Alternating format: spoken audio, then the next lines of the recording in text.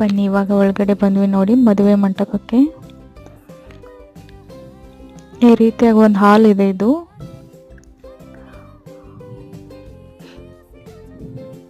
ಎಲ್ಲ ಮದುವೆ ಫೋಟೋಗಳನ್ನು ಹಾಕಿದ್ದಾರೆ ಅಲ್ಲಿ ನೋಡಿ. ಈ ನೋಡ್ಲಿಕ್ಕೆ ಬಂದವರನ್ನ ಬಿಟ್ಟು ಉಳಿದಿದ್ದೆಲ್ಲ ಕಲೆನೇ ಇದೆ ಫ್ರೆಂಡ್ಸ್. ಒಳಗಡೆ ತುಂಬ ಚೆನ್ನಾಗಿದೆ ನೋಡಿ.